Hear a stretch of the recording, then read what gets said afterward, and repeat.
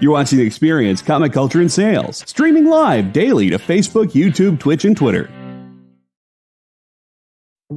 Did you know that across America there are over 2, maybe even 3 live stream producers who can't even afford Mountain Dew? Take Brian here.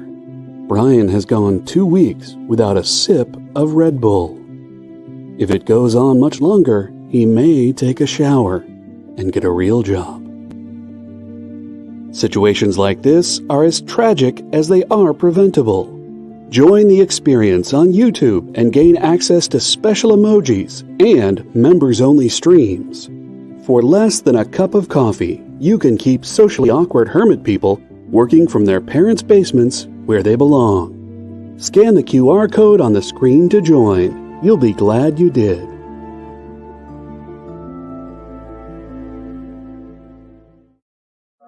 Why was Princess Zelda sad after watching a bunch of YouTube videos? She couldn't find a link in the description. We'll stop if you subscribe to our YouTube channel.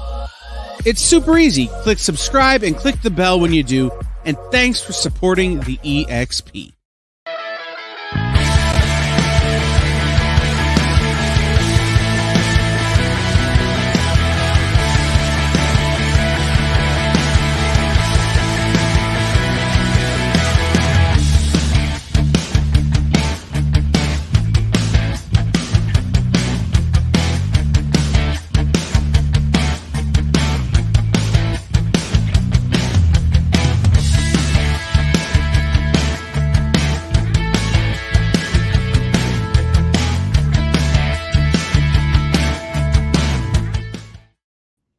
Hey, happy Monday.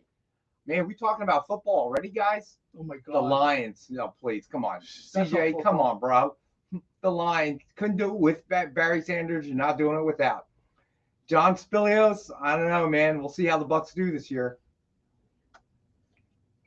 But welcome. John is here.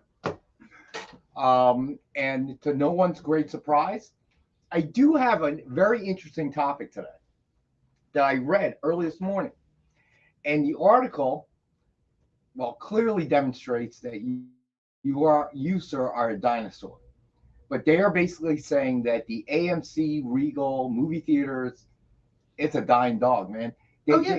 Because right now, you can't get anybody in there except a superhero blockbuster, maybe an action, like maybe, Mission Impossible that you want to see on IMAX. I love the movie theater situation. I have a front row seat to the end of the party. Well, this article was actually pretty interesting, the way that they looked at it, because they said, there was a time, even recently, that Pixar was almost a slam dunk, right?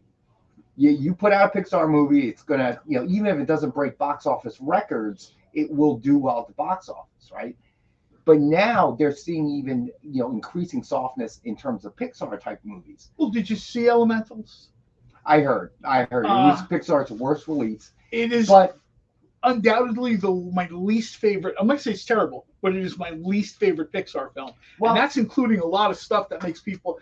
Pixar is a mixed bag. People forget. They think of all the really cool stuff, and you're like, yeah, Pixar, the Incredibles, and then you're like, yeah, but there's stuff they did that you're like, not so much. Well, and they're saying, they're trying to blame the pandemic, and the article says that the pandemic really just accelerated what was already happening. This was bound to happen soon anyway, but the pandemic obviously pushed that way up. But I thought it was really, really interesting. Obviously they're spinning that, obviously the Flash has not been a box office success, right? But they're saying that they're really kind of, I don't know, guys. I know the common theories, Disney Plus, everything like that. But given what we're seeing with the critiques of these movies, I think the article's really, really doing this. Marcus, I agree, Elemental was bad, but I don't think that's the reason. I think Stevie B is right. I love nickel cereals, man. I have a bunch of them on a hard drive that a buddy burned from DVD for me. I love that flipping sound. Captain Marvel, man. I'm almost zoetrope age. Oh, cool. Good to hear, Lyle. So yeah, very cool. because I think some of the points he brought up were pretty relevant. Okay, you go to a movie theater, you're paying anywhere from $11 to $15. Okay, they say rom-coms, forget about it. They're never going to be able to be box office successes. Okay, adult-oriented movies are not drawing the crowd anymore, right? So you're depending on just because superhero blockbusters. They've always been dull. Whatever the case may be, okay? Whatever the case. Well, I'll give you an example.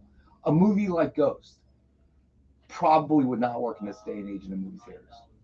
I thought that movie was dull when I saw it in the movie theater decades ago. Well, I like Ghost, but you know what I liked back then before superhero movies?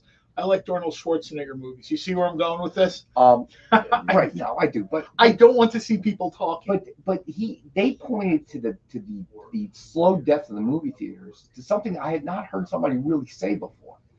They said that the onset started with the big screen TVs. Oh yeah, that's true. But the logic behind that wasn't because the logic that he gave was actually quite interesting. He said, look, at this point, unless you want to see it on a mega screen, okay, and it's a blockbuster, okay, people aren't going. They said Ant-Man's a perfect example because Ant-Man was, we all admit it, okay? So at that point, are you going to pay $15 a ticket, overpriced popcorn and candy and soda, okay, sit in a seat and only stream it later? What is the point? Here's the deal. This is a perfect example. My buddy's dad turned 80. We had a huge ton of stuff for him. This is a guy that had Eagles season tickets. He would buy big blocks of Phillies tickets. Right. He would buy blocks of Flyers tickets. He's 80. The kind of more genteel days when he was going to a sporting event and putting on a nice coat are done. At least what? We're off. And we're back. Are we back? I know. JD, are we back? Yes, no, maybe? Yep, we are. Welcome back. Oh, my Lord. Yep, you're back. As you can see, we are still using the same old laptop.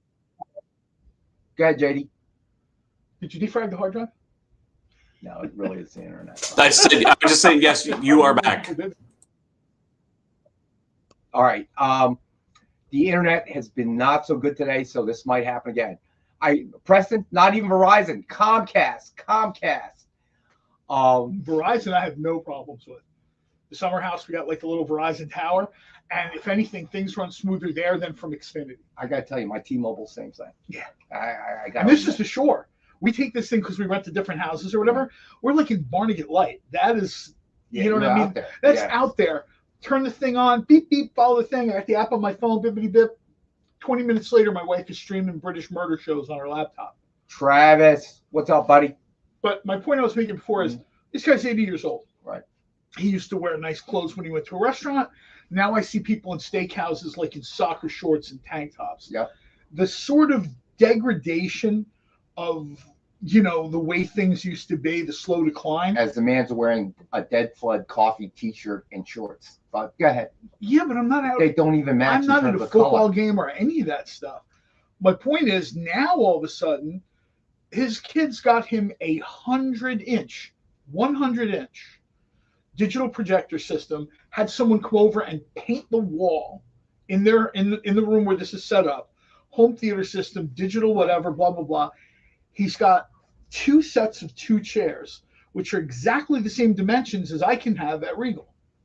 He's got the cup holders. He's got a charger, flip thing, whatever. So he's staying at home.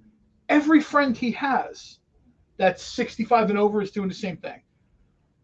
Instead of buying baseball tickets, they're buying like the YouTube TV pass or whatever, and they're watching it on big screen TVs. No, I agree, but I got to say something. For you, you're unique. They provide something for you that you value. Yeah. But for the rest of us, I don't really see it. So, I'm in so many of these movies by myself. I say this: it's me, 4, 5, 6, 7 people in a theater that seats an RPX theater. Right. I think it seats 160. I get you. But here's the difference. I think is that for professional sports teams, they get most of their revenue from TV broadcasts anyway, right? So it's just a bonus.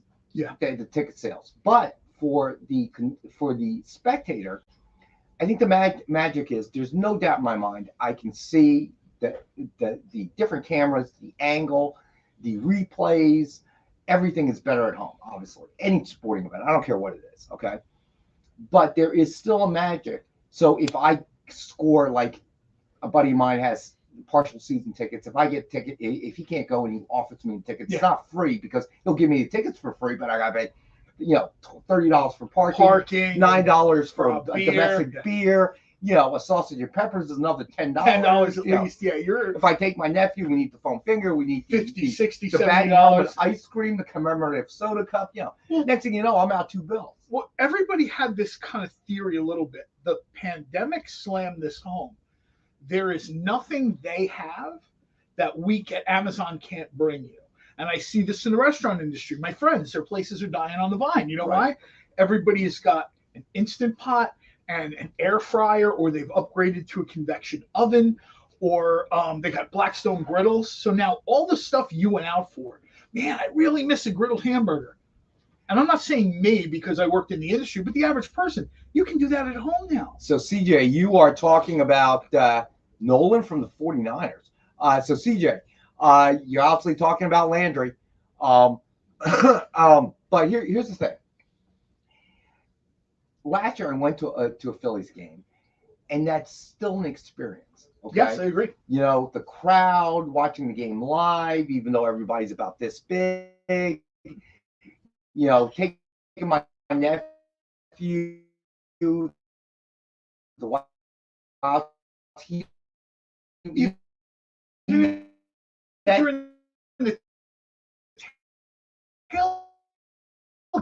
I'm sure they'll be back in a second. Well, he met. And slow-mo. It will get the mic. They can be talking about anything. Let's guess what they're talking about right now. Hey. And are we back, guys? Yep. I'm hearing. We're gonna get. Okay, there we go. It looks like you're moving again. Nope. Okay. Oh. Okay. Yeah, you guys are back. Quit screwing around. Oh man. Okay, it is time for the Rex Cap. I have bad news. We didn't do the Big Wang Theory. Nope. The Comcast rant. Oh no, Rex. Lord Almighty, are you kidding me? Rex rant. Are you kidding me with this internet? It is absolutely a travesty. Here, this will make you happy. Look at this. I saw that already. I was expecting you to bring that to me, and then you showed up empty-handed. So this was made for like a professional website. This wasn't like made for. I mean, I didn't. What do you throw it out? No, I didn't eat it, but. Well, that's my point. You could have brought it to me. You could make another one for yourself.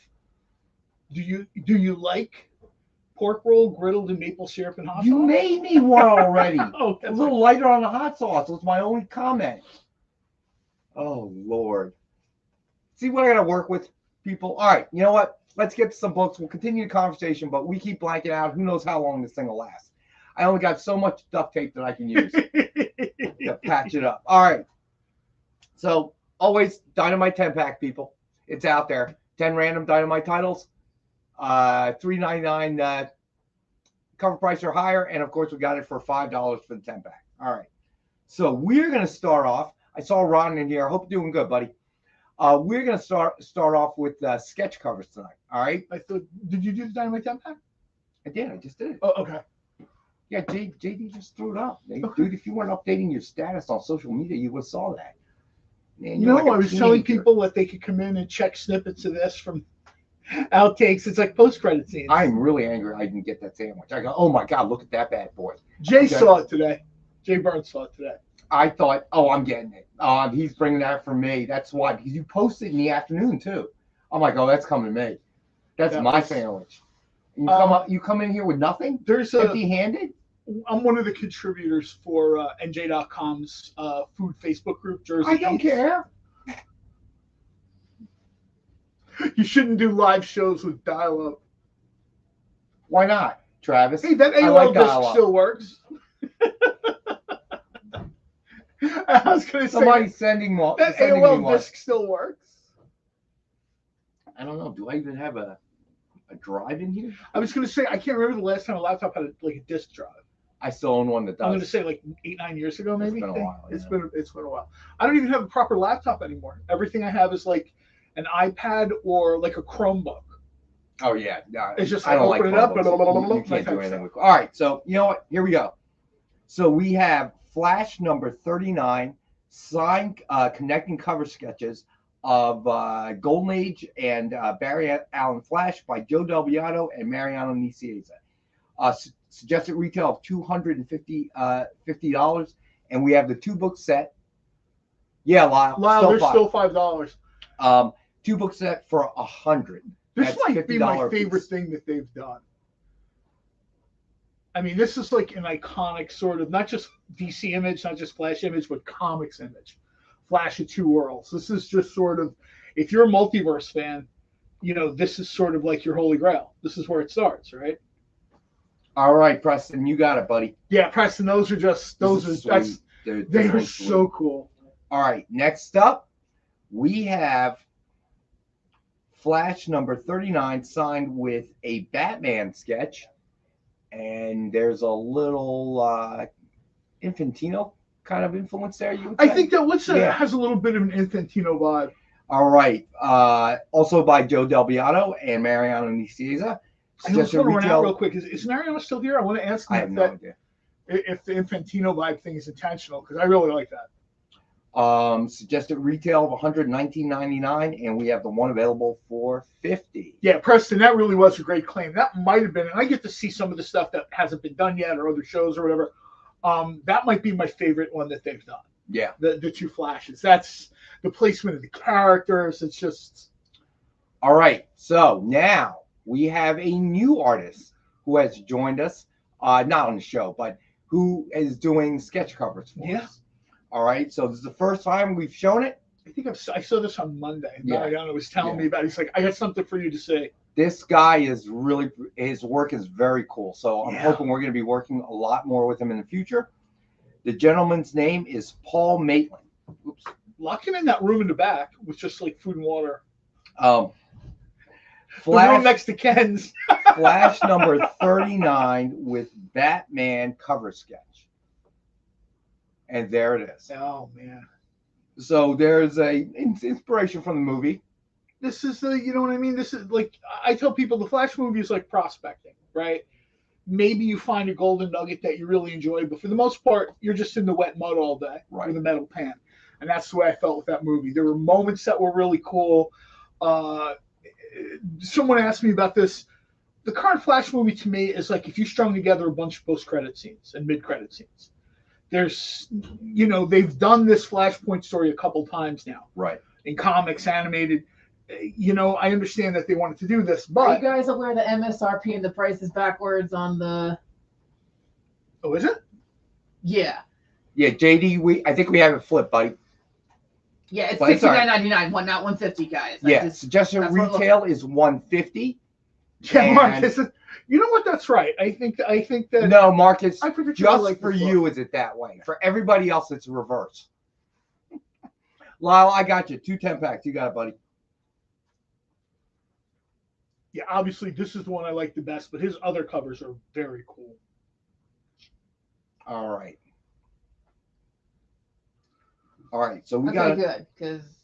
Yeah, easy go lucky. I didn't want more people yell at us. We were talking about this on Monday. This almost quasi photorealistic style. No. How did Marcus know he was going to win the John Romita signature on Monday? Was the fix in? Because remember, as soon as we showed it, he said, "Does it come with a certificate?" Almost like he willed himself to win because I said yes. No. If I would have said no, truth to that, Ron wants to. There was any. You got it, Ron. You got it, Ron. If there was any truth to that statement, you'd be wearing red pants right now. Okay.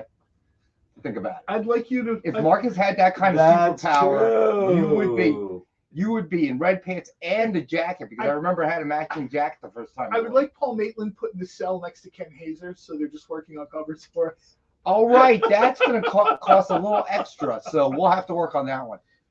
Question is how much do we have to pay somebody to to do a Nicolas Cage. Yeah, I have to I tell want you, to see that the was movie just to see that. that was a because I always disturbing thought that image. was No, somebody I just- photoshopping. I actually, honestly, that's to me the best reason to go see the movie, especially the fact that they had him fight a giant spider. The giant spider. Everybody, when you Amy see the told giant me- spider, everybody feels Amy goes, told me there was no dialogue, and that would have been the best part because every movie Nicolas Cage has been, it's just Nicolas Cage playing Nicolas Cage.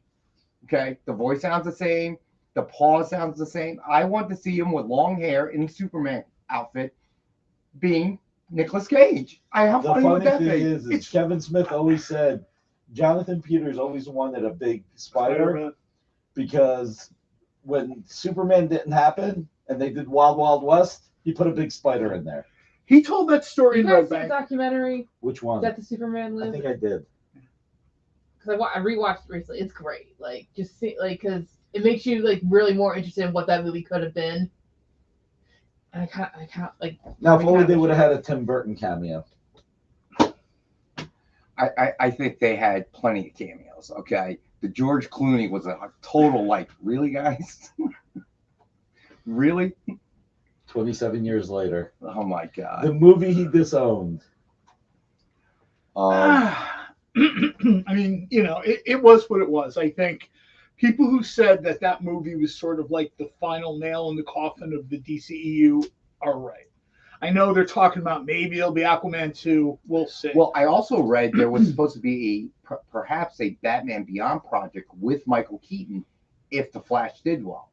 Clearly, they've that may kicked not that happen. around a bunch of times. Yeah, and but now I don't it's know like, who the creator was, but there is an hey, Paul, artist. how you doing, man? Hey, Paul, we're just talking about, I guess, incarcerating him in an art studio so he just keeps drawing stuff for us. Did everybody hit So- that thumbs up, by the way? Everybody, Still, yes, I didn't everybody, know we you knew just Snap. I didn't introduced know your that. stuff, Paul, Nice, and John. That's really cool.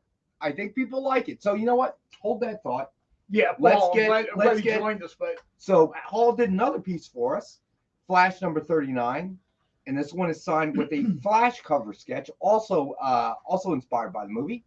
Hey, Don Johnson, what's up, No bud? one wants it. We get it. I think Don Johnson last night spent his budget with Mint Hunter. I was watching. Don Johnson was like claiming like 20% of everything Mint Hunter put up. He had to sell his Miami Vice Ferrari then. I think I was surprised he didn't buy the wall at the end. I know that Aiken bought it. yeah, Paul, the work here is just, all jokes aside, the work here is just really, really. I didn't know he passed away. That was some time ago. I didn't know Judge that. Snap, really? Really? Oh, I'm sorry. passed away? I'm sorry to hear that. So. All right, They so used, this Eddie, they one. probably used the All black right, and white John George Spilios, Reeves you got it, buddy. because the black and white George Reeves connotates. Did you guys the time tell them period. what blockbuster price we did the Flash of Two Worlds at? It's sold? It's old? Yeah, almost immediately. Oh, okay. So you did tell them what the blockbuster price was. Yeah. I They think need we to went know to the that price. before I'm they like, we have the claim, Flash right? of Two Worlds at X, and Preston And, said, done. the funny thing is I was going to do it at 123 for Flash 123. Mhm. I was like, you know what? Let's just do it 100 tonight. All right. It was So, gone in a flash. It was. so that And one John is just out picked of up here. the other Flash book. All right. So what were we talking about? Not the success of the DCEU. We weren't talking about that. I can tell you that right now. Well, I was telling Amy yesterday, right? So I have another friend of mine who's usually like Amy, very positive, even when a movie, it's kind of lukewarm from the critics. He's kind of like Amy, he likes it or whatever. So he went to see Flash. Oh, by the way, he was influenced by my talking about you and your Regal Pass. He went out and got one for himself. So he's seen it once. He's probably going to go with a buddy. But this is the first time I ever heard him just kind of come off negative about a superhero movie. And he didn't think it was good. Not at all. It's not good. There's enjoyable parts to it, but it is not good in the sense that you want this to be. And this isn't me saying, oh, John, like people say all the time on Twitter, oh, John, you compare everything to Avengers Endgame. No, I'm not comparing it to Endgame. I'm comparing it to, I want to have a coherent, enjoyable movie with current special effects, things that make sense. I got to There's tell none you, of that there. Amy is very faithful to the superhero genre. She very much is. And when she came out and had a lukewarm response, I knew the movie couldn't be good. I mean, for God's sakes, the woman likes Blade Runner, the crappy one. Oh, no. Not again. Oh, look at Paul. He said Rex, again, we proved time and time again that you have the wrong opinion. What? Okay. An opinion cannot be wrong. It can be unpopular, but it cannot be wrong. Just so you know, when Amy hits you with a coffee cup, I'm just going to slide down. Move here and show Paul. Yeah, you might want to think about working on that one, dude. I think that one. I don't even have to announce the price on that'll move. That Nick Cage. You know, I wanted to say, not that I thought he would be okay as Superman, but I thought it was weird enough. I want to see that. Here's where Nick comes back in and tells me to stop cosplaying as the publisher. But seriously, I guarantee you, if you guys do a Nick Cage Superman cover, that we wouldn't have any problem selling that. You might need to do multiples, Paul. All right, we got to take our first break, so we're going to take our first break. We'll be back in a couple minutes. Shut up and take my money. Here comes Nick. Why are you approving projects? Okay. Join the party. Head over to our link tree to find all the links for everywhere the experience is all the time.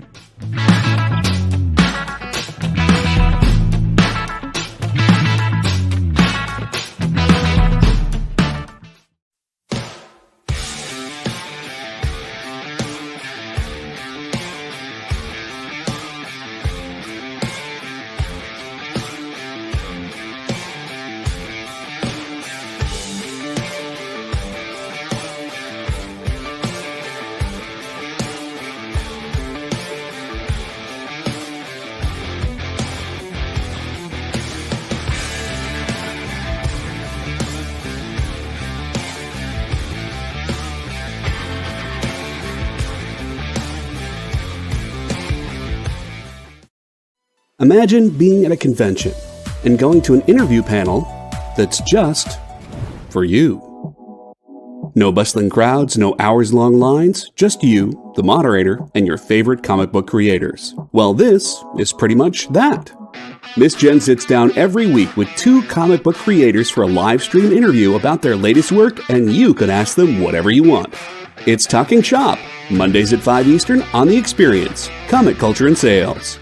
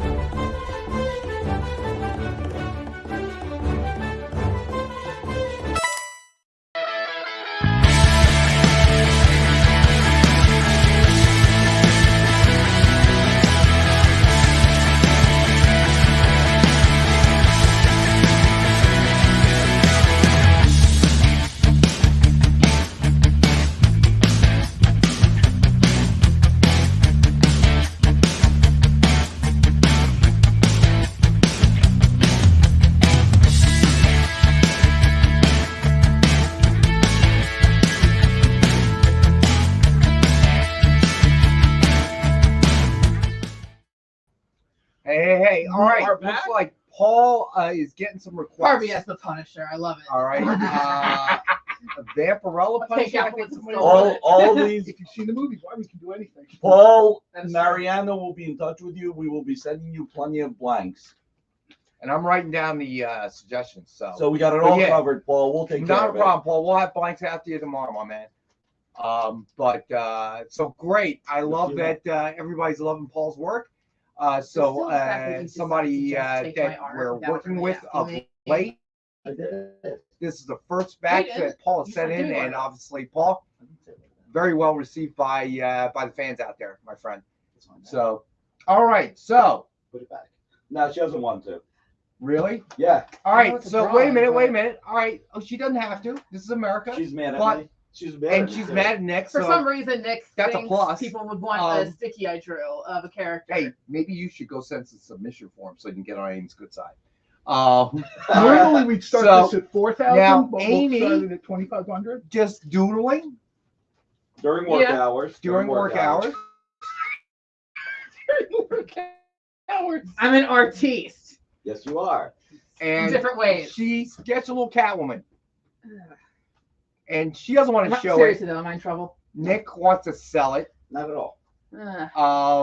It's not special. It is special. It is special. Look at that. It is Amy's quick sketch doodling of Catwoman, and you got to stop moving because you're freaking the camera out. It's trying to focus, but it can't because you keep moving back and forth.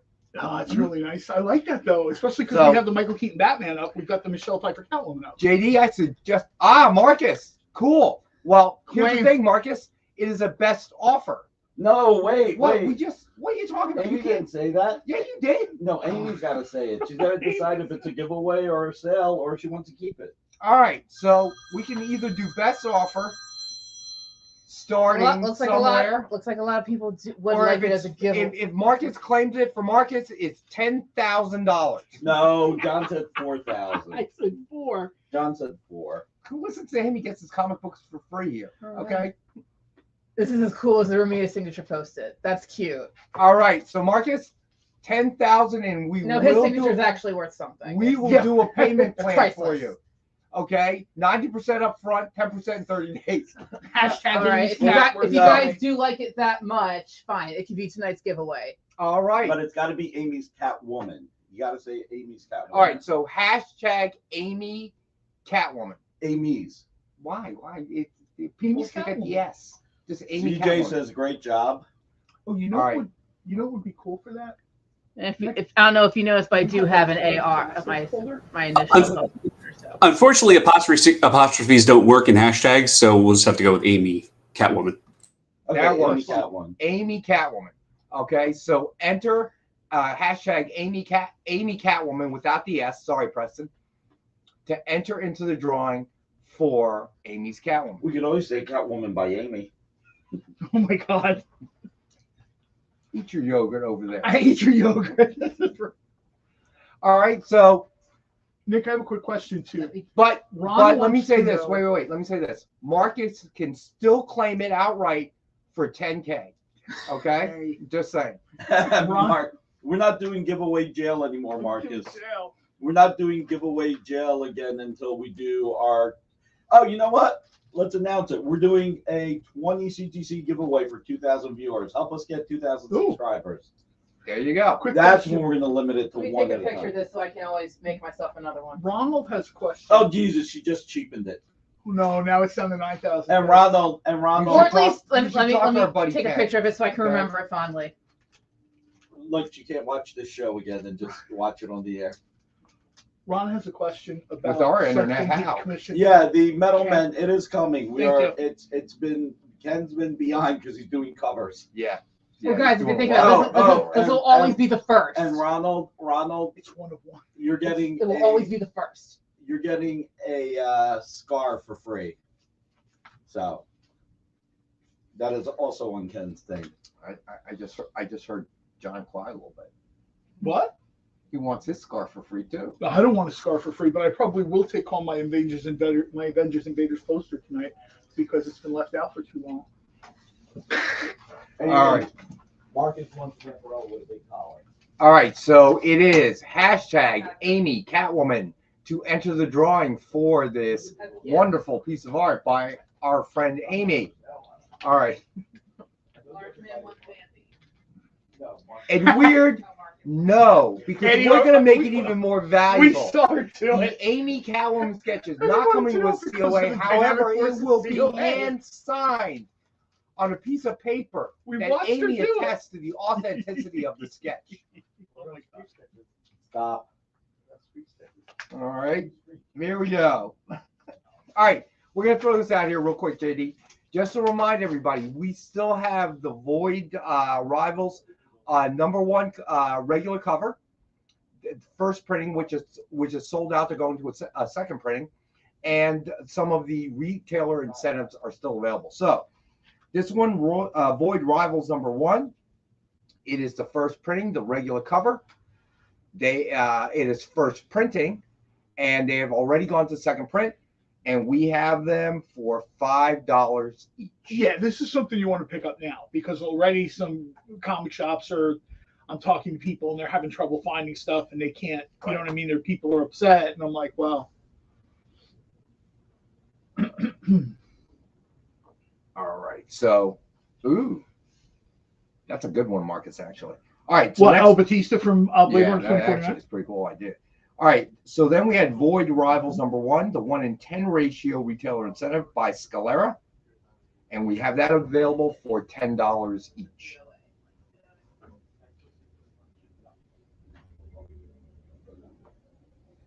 All right. What's wrong with Kenneth?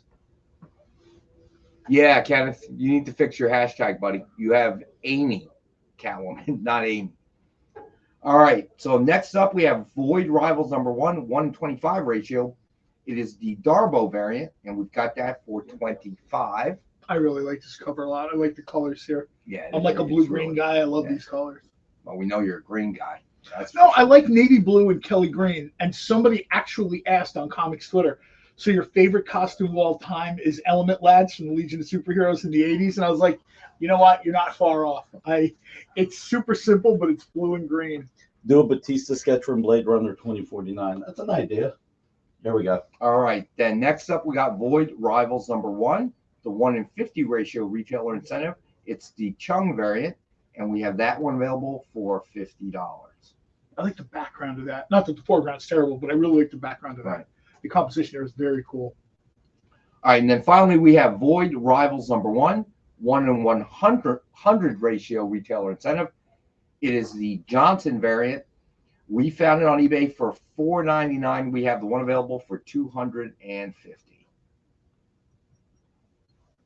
All right, there you go. So if anybody wants them, we still have some quantity left, but I don't imagine going the next week we're gonna have too many left. We have a couple other things that people are starting already. Guy I was talking to today, he only ordered like 5 or 6 copies of Ultimate Invasion. And he's like, I guess I just did not realize that like the show was going to drop today. And if you have Marvel Unlimited, half the page is Secret Invasion Skrull stuff. Right. Literally, there's like 22 different books out now pushing that whole thing, reprints, reorganizations. If you have Marvel Unlimited. Tom Bishop, what's up, bud? If you have Marvel Unlimited, you see they sort of retell stories in a streamlined fashion. I think they call it Infinity Comics or whatever. The whole site today was just bombarded with. So you know what? Let's do the retailer incentives from today then, because we got. Let me see. We have Ultimate Invasion, so we got some neat ones. All right, here we go. So we're gonna start off. Yeah, I wrote that one down, buddy. Vampy and Punisher. So I have that one written down, John. I want the Punisher to shoot wooden bullets. Like like Jonah Hex did in the Vampire Story. I know everyone's like, oh, wooden bullets you catch on fire, whatever. Not in comic books. You're a genius, man. I didn't come up with that. I think that actually might have been Jimmy Palmiotti that came up with that for Jonah Hex. Like Jonah Hex is not fazed by anything. So when the guy's a vampire, he's like, yeah, I got that covered. Well, I knew somebody else came up with it because you didn't write Jonah Hex, did you? At one time, no. See, I'm not going to be nice to you this show. You didn't bring me that sandwich. You ate it. That sandwich was property of NJ.com. And I had to. Not anymore. No, I ate it as soon as I took the picture and posted it. All right. So. Oh, do you still have the Falcon comic from Monday? Remember how we didn't get some stuff from Monday? Lyle, yeah, I think I do. Hold on, let me go. I think I do. As a matter of fact, let me just give me a second. I gotta find it. You mean the Timeless cover, right? Yeah, Alex I think so. Ross Timeless cover. All right, so yeah, JD, we're gonna Thanks, jump JD. Real quick. Captain America #24, Alex Ross Timeless, Falcon Virgin variant. Is this the one you were talking about, Lyle? And we've got this one for $10. So let me know, Lyle, if you're looking for it. All right, so we have it available for $10. Yeah. All right. When Alex Ross was in that period of his career where he was using like Hollywood celebrities and famous people as models, as art models, the first Falcon he did was got it, Lyle. Was Jesse Owens, right. And I thought that was super cool. And then, of course, I guess there were either his style evolved or maybe he sort of moved past that. Right. Because originally he drew Tony Stark as Errol Flynn, and then he drew Tony Stark as Timothy Dalton. And I think eventually he just decided on, well, no, I'm going to. Hey, John, glad you were able to, peel away, dude. Yeah, I realize if you have a con this weekend, you're probably pretty busy. But thanks for joining us, man. All right, so at this point, should I do the rest of the timeless, or should I go to the incentives? You know what? Just at this point, do the rest of the timeless, right? All because somebody else might see it and think, oh, he grabs Falcon, maybe I'll grab whatever. You're right. Okay, so let's go to Avengers number 37, Alex Ross Timeless Black Panther Virgin variant. This one is so good. This one is just so good. This is one of these things where I think if I got this, I would literally just put it on a wall. This wouldn't sit in a box because that's... And we have this for $10 as well. All right, the next up we have New Mutants number 13, Alex Ross Timeless Colossus Virgin variant. And we got that one for $10.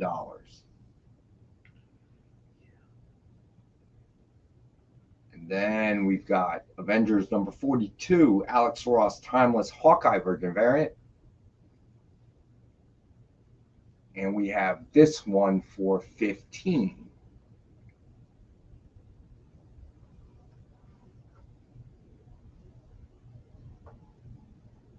All right, then we have Fantastic Four Antithesis number 3, Alex Ross Timeless Medusa Virgin variant. And we have that one for $8.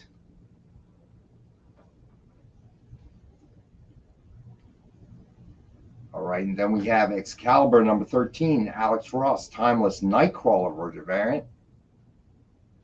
And we've got this one for $10.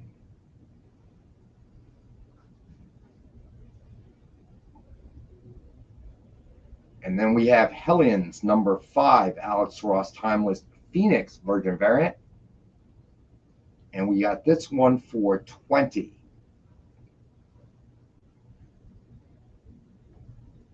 All right, and the last one of the timeless, we have Shang-Chi number 2, Alex Ross Timeless Shang-Chi Virgin variant. And we got that one for $8. There you go. All right, let's go to this week's or today's incentives. All right, so yeah, right, Preston.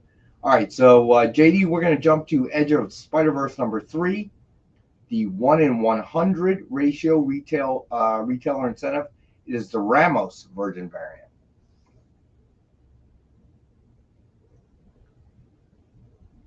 All right. We have suggested retail of 100. We've got this one for 90.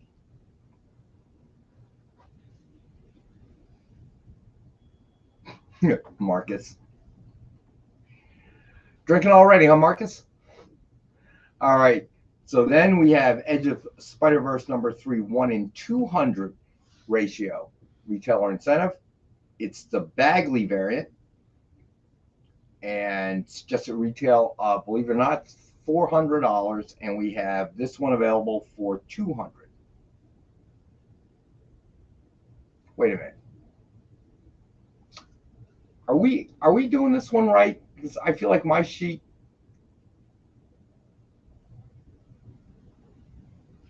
What? Yeah, I think. I don't know. Okay, well, I guess so. All right, so I don't know if I would do. I mean, this is, I guess, up to Nick, but I don't know if I would be doing Spider-Boy at half price of what everyone else is paying for it. That's what it says on the sheet. No, I'm just saying it was just a personal thing. I'm sure that's all right or whatever, but literally, I was in 2 different stores today, and people are looking at this thing at like the $350, $375, $400 price point. All right, so let's get through this. Yeah, CJ, because long story, buddy. How this went down. All right, Edge of the Spider-Verse number 3, 125 ratio, Yagawa variant.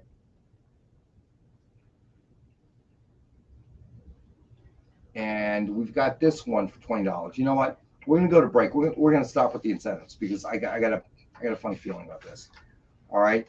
So we will come back to the incentives after the break so I can check. All right. So we're gonna go to another category. You know what? Let's go to back issues. Yeah, we have a couple really cool back issues and stuff there. All right. So we do. All right. So this one's a cool one. Superman versus Spider-Man Special Collector's Edition, 1995. This again, probably one of my favorite ones from that era. We've got this one for $30.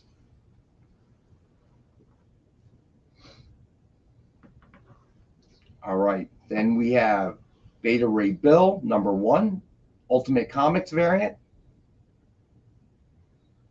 And we've got this one for $20. Speaking of the Ultimates, you know how much I love that. We talked about it a lot of these shows. Apparently, I double checked before I said this. I said it on Monday, but I wasn't sure. I double checked. They're coming back with the Ultimates, like the Ultimate versions. Yeah, of those characters. Apparently, Ultimate Invasion, which I guess we'll have up a little bit later, is like the start of it. It's like the whole sort of secret invasion Skrulls in the Ultimate Universe. All right, so then we have Captain America 80th Anniversary Tribute, Brooks Retro variant. Oh man, this is cool. Yeah, I love this cover. And we've got this one for $12.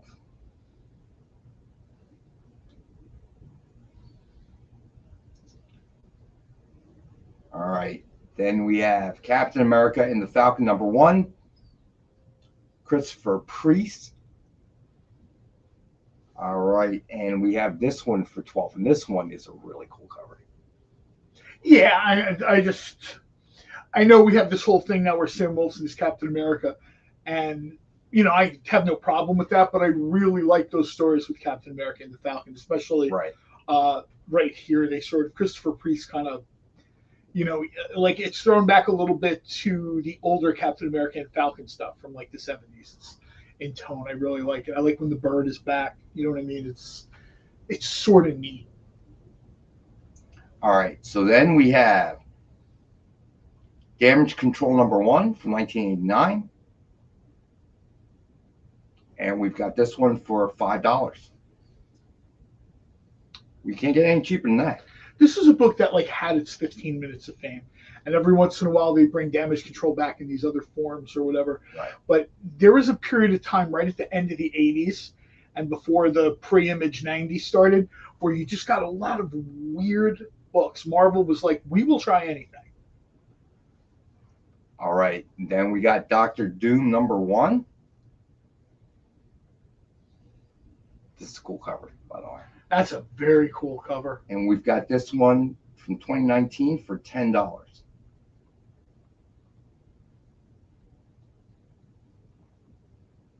All right. Then next up, we got Secret Invasion #1 from 2008. And we've got this one for $10. I gotta go home and watch that. I knew it was coming out, but I totally forgot. Yeah, I mean, I saw it this morning at like 4 something. I got up to watch it and I was so happy because we were in that cycle for a while where I was getting up almost every Wednesday at 4 a.m. to watch something. That's right. And then all of a sudden they moved away from it. They said, hey, we're going to slow down. We're going to do this and that. I would handle that the other way. I understand right now there's a writer's strike. They can't. I wouldn't slow down. I would speed up. I would raise the price of Disney Plus. Did you like it? Oh, yeah. Okay. Yeah. I watched it at 4. And how then long are the episodes? It was 44 minutes, I think was the runtime. 46 minutes. Can't they run a full hour, man? Yeah, I guess maybe at some point there's this imagining that they'll be on TV with commercials. I could see that. I don't. I think network TV is like, is kind of going the way of the dinosaurs as well. I don't even know what the networks really are anymore. I mean, I remember initially they were like a collection of affiliates or whatever. You go to certain parts of the country, those affiliates just aren't there. Yeah. You know what I mean? You get to some parts of like West Virginia, and they're just running like a coupled screen from like. I gotta tell you, I am one of those Alexandria few guys that are still using they're digital rabbit ears to get my local channels. How are the incentives selling today? Out of curiosity, did you guys show the incentives? Well, I just want to make sure we have the order right because we sold a couple. We sold a couple, but then Lau Hobson wants a Dr. Doom cover. Lau, that's a very cool cover. But there's like a little bit of question, so we didn't want to. They need your expertise. Do you want to ask Alex real quick?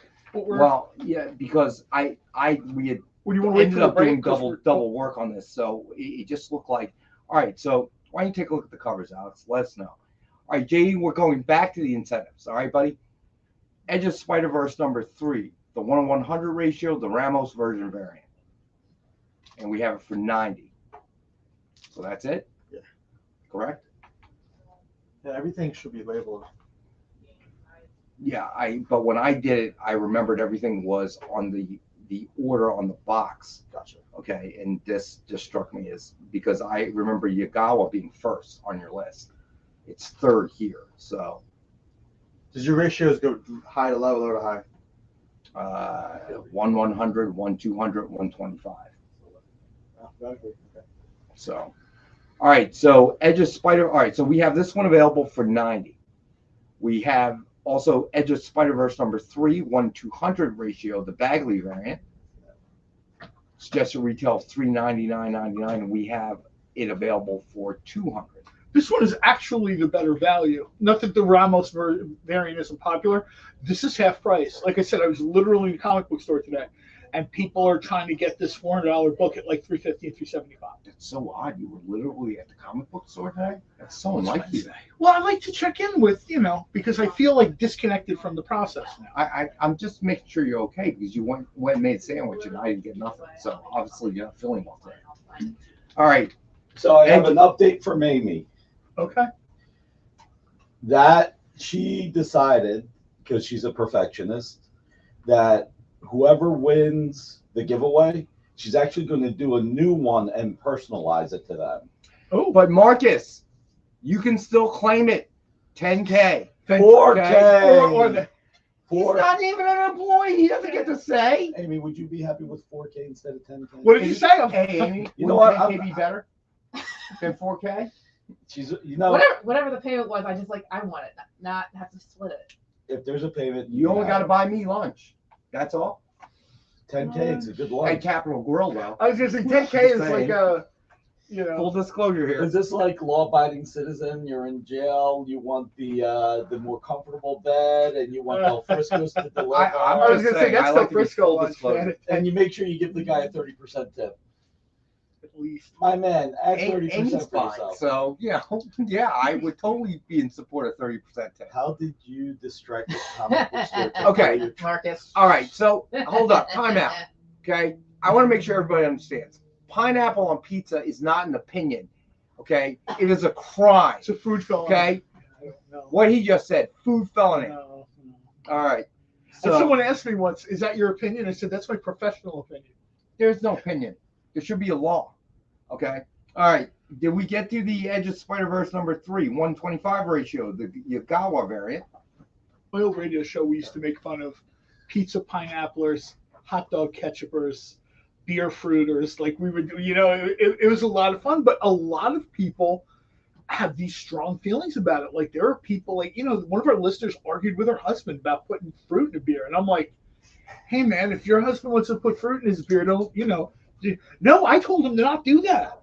And I'm like, okay, I appreciate the viewership, but Step away, John. Step away. They got bigger problems than fruit and beer, I'll tell you. All right, so we've got this one suggested retail of $29.99. We have this one available for $20. Then we have the Incredible Hulk #1, 1:100 ratio Gleason Elemental Virgin variant. Suggested retail of $100. We've got this available for $90. Yikes, that's really cool. All right. Then we had the Incredible Hulk #1, 1:100 George Perez version variant.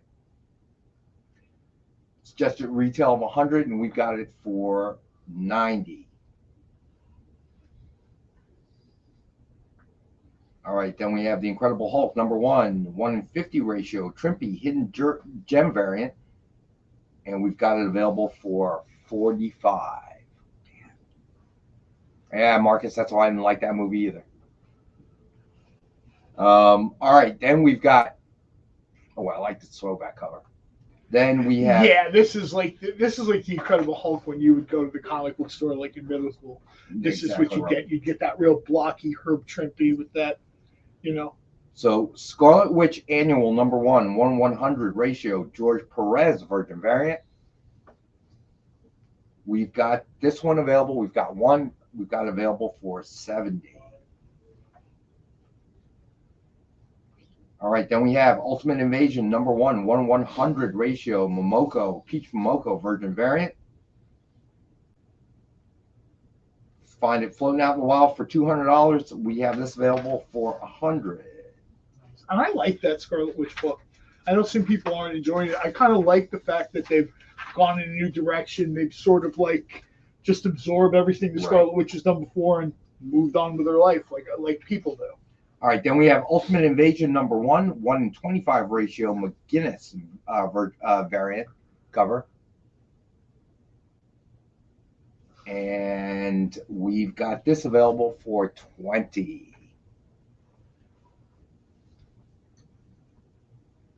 And we've got Ultimate Invasion number 1/150 ratio Hitch wraparound black and white variant.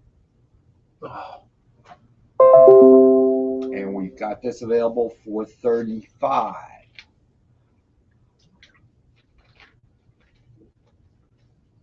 All right, then we have Wonder Woman number 800 cover I incentive, retailer incentive, 125 ratio, Megan Huang cardstock variant. Wow, that's cool. And we have this available for $25. Whole new audience is going to be seeing the Ultimate Universe. I'm looking forward to that because they're going to be seeing characters that are Ultimate characters were just a little bit different, which is probably why I like them.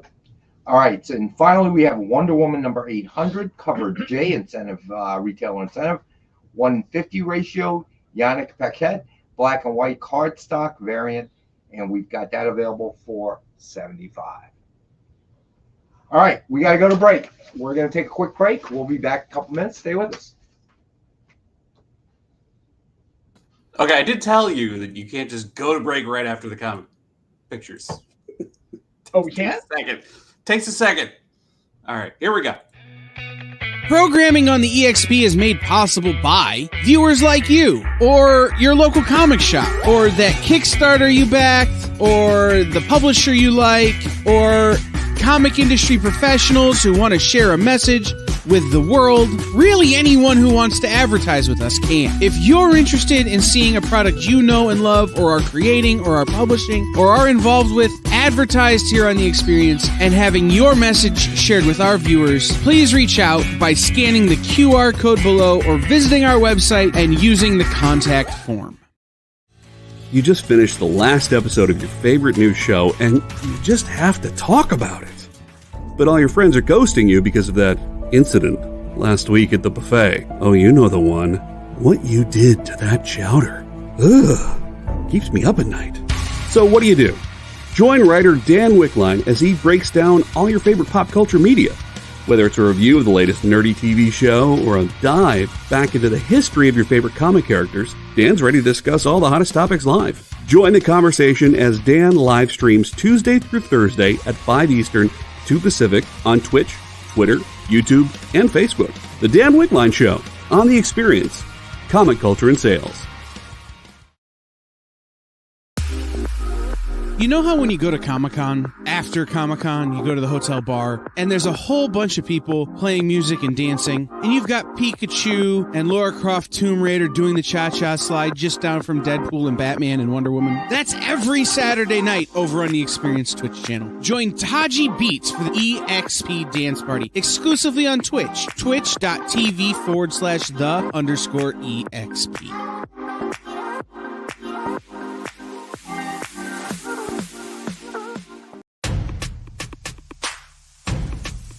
Go follow The Experience on TikTok at @the_EXP1 or scan the QR code on the screen. Our TikTok is like everywhere else we are, except you only have to deal with us for a minute. Seems like a win-win to me.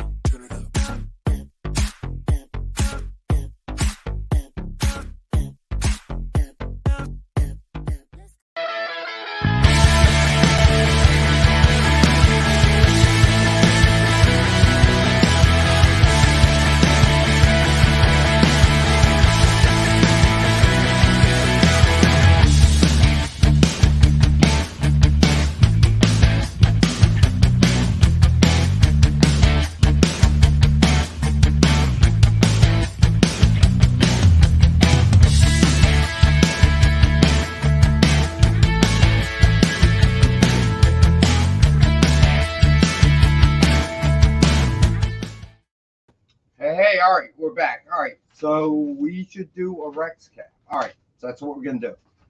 Actually, they requested a Rex wrap cap. Yeah, you have to do the wrap, but you have to. So you want to start by putting your hat to the side. Mister, I didn't bring a sandwich. You don't get to dictate anything tonight. Much more. You'll have to take it up with NJ.com. I am much more. What, in your stomach? All right.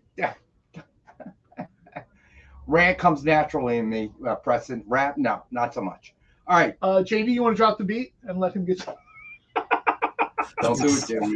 Do it. I'll give you a 10-second lead in next right break, now. buddy. All right. Nice. Dynamite 10-pack reader set. We got it for $5. 10 random Dynamite titles. We'll try to mix up if you take more than one. All right. Then we have Flash number 39 signed with Batman sketch by Joe Del Beato, Mariano Nicieza. Little Carmine Infantino. Yeah, if you're a Carmine Infantino fan, this really has to sort of kind of like halt you a little bit. That's a guy who sometimes gets forgotten. Yeah. Like how much stuff he built in like the beginning of like when DC transitioned from like science fiction romance comics to superhero comics. Infantino's name gets forgotten a lot in that conversation. And you start going back and looking at it, you're like, first what? time I saw his name was, I think he was editor-in-chief at the time. It's when the Superman versus Spider-Man first came out. Yeah. And that's the first time, because I had the big one. And they had like a little stories about Stan and Carmine in the back. I had some really old comics from that DC sci-fi era. And my dad loved like sci-fi comic strip type stuff. And he would sometimes pick up something that he knew I would like, or he would like, not quite superhero stuff, but, jetpack, ray gun, helmet, whatever. I think this was from 58 or 59. And I found it probably in the 70s. And Carmine Infantino had done the story.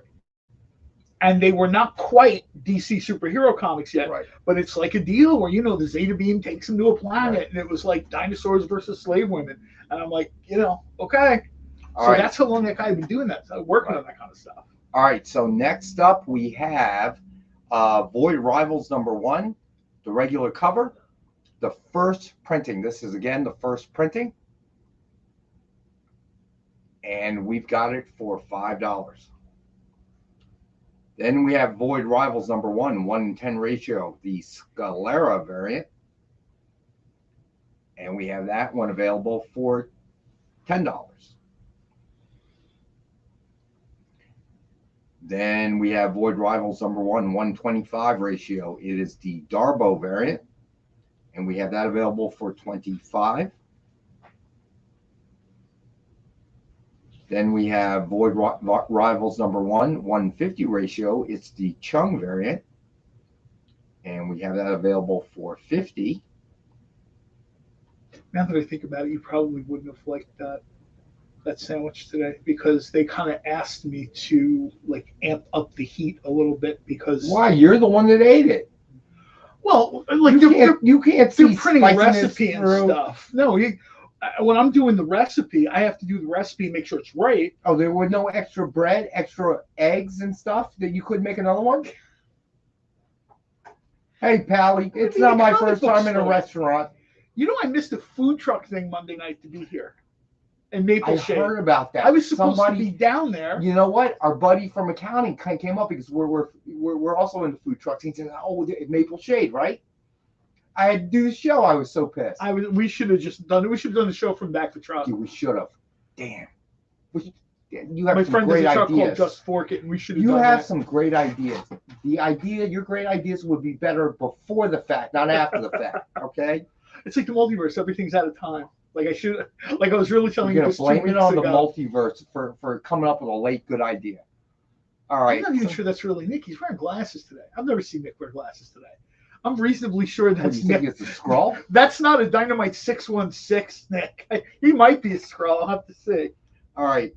Then finally, we have Void Rivals #1, the 1-in-100 ratio retailer incentive, the Johnson variant, and we've got that for $250.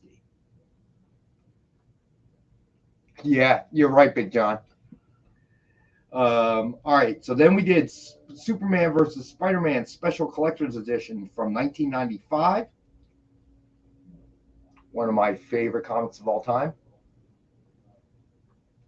And we've got that one for 30. Lyle, John and I live here in the Northeast in the state of New Jersey. Is there a pizza place close by to us, John? About 9. And that's within a mile, I think. You can throw a frisbee and with like a decent wind hit a pizza place. Let me put you another way, Lyle. What's the place right down here? Not Pizza Tula. Is it Pizza Tula? Yeah, dude, they're so, and they're average. They're very so average. They're one step above Chuck E. Cheese's in my opinion. I mean, I got pizza from there once, and Angelo's is decent. Scotto's I love. Okay, I really love Scotto's. But even Angelo's, there's multiple Angelo's locations. Right? Yeah, I know. Here in Mount Laurel, it's not bad, and in Voorhees, it's bad. When you do the other location in Mount Laurel and the strip mall, no. I don't get it there much because I'm right. I live near the one. I tell people right now, there's 2 Angelos. I think 3. Ooh, and weird. There are actually magazines that rank them. They're doing one right now. For summer. Best pizza joint, New Jersey. That's something, New Jersey, there are so many. That would have to go to John because I'm not, let's put it this way. I don't frequent a lot of pizza joints in North Jersey, obviously, because when I'm there, it's usually for softball. North Jersey pizza joints are very good, but they kind of all have the same formula. They're using the same dough, so there's not a lot of difference. So the best except place, Benny Tudino in Hoboken. That's probably my favorite. I don't know that. Last time I don't even remember last time. Dead Sled was out of Hoboken, so I was up there. Yeah, okay. all the time. So in our immediate area, I'm gonna have to say I got to give it to Lilo's at this point. Oh, for pizza? Yeah. Lilo's is very good. I will say Lilo's tomato pie, and they were actually reviewed on Barstool. Yeah, Barstool did that. He really liked them. Never been there, Big John. Probably in Dover. My favorite pizza shop in all the entire state is Tony's Baltimore Grill in Atlantic City. This is a place. That one either. This is a place that's been there since Frank Sinatra and those Rat Pack guys used to go and get pizza there 2-3 o'clock in the morning. And have when those guys show up at Caesars in the beginning of the 80s. Let me ask you a question. Sure. Is there a place to get decent Chicago deep dish in the area? They never last. They never ever last. I noticed that too. There's either people are unfamiliar with it, so they're like no, or people are familiar with it and they're like, F you, this is New Jersey. We're not eating Chicago pizza. Because they never last. In all the years growing up, I felt the same way. Right, the thickest I get is a slice of Sicilian. Right. Then I actually went to Chicago on a business trip, and a whole bunch of us went to Giordano's. Right. Okay. And we way overordered because we didn't realize. I mean, there was no way, man. No wonder Rex disowned this kid. So yeah, Travis, pizza is the topic, buddy. All right, and when it came out, dude, the thing was like a quiche. We had where it was way too much. We couldn't finish it. If it was a normal Brooklyn style, we were just enough. But I was at a trade show where I got to meet Mark Malnati, Lou Malnati's son. Lou Malnati's pretty big pizza place, deep dish place in Chicago. And afterwards, he said, "Hey, everybody, why don't you come back?" And he gave us the address to a location. He goes, "I'll make everybody dinner." It's like 11 o'clock at night, but everybody's a food person, so we went. The pizzas start coming out. And when they would hit the table, there was like a thud. Not like a poop, there was a thud. And everybody had a knife and fork because he said, this is a meal, not a snack. He's like, especially you people from New York. He's like, you're used to eating a slice while you walk. He's like, nobody eats a slice here. So it was delicious. I just didn't think of it as pizza. JD, we realize you're from California. Okay. Chicago pizza is not the crispy thin crust. That makes it either Brooklyn style, okay? All right. But yeah, to a certain extent, that's true. Deep dish has become more of a tourist thing. Chicago's home, like actual food scene, evolves like every other city's. So they stole from New York. Wow. I was in Austin and I had very good pizza while I was at, and I didn't expect that at all. Yeah, somebody from Brooklyn moved there. People were, yeah, they were. No, where were they from? They're from like Boston, I think. It's like any cheesecake or a cheesesteak place that's not in our general area. I know there's been a transplant there. Somebody's moved. Well, what's happening now is people are trying to avoid the regionality argument, so they're doing Italian style or Neapolitan pizza. They don't want to get into all the stuff. It's literally the same pizza I make at home in my pizza maker. Passarella's pizza is pretty good. I like Passarella's pizza. That's like a snack bar for kids at Passarella's, especially in Morristown on Main Street. What are you talking about? I can't. I order out, dude. I don't eat there. I was in there one day and I'm just like, oh, I love their prepared dinners. My wife loves them too, and she's like, and I'm like, you're Italian. Generations of your family are turning their face from you. Okay, I can't even, JD. I can't even talk to you, Papa John's. I spit on that. I can't even say that without spitting. Papa John's. You know what? Just like Domino's, with their ketchup Little on their Caesars, pizza. They sell a ton of this pizza. Oh, I know. Because not everywhere has a huge pizza heritage. Oh my culture. God, Lyle. I'm sorry, buddy. Well, I have to believe you have a pizza oven at home, right? If you live that far away, I got to believe you make pizza in an oven I at hate home. to break this to you. Right? Not everybody can make food like you can make food, bro.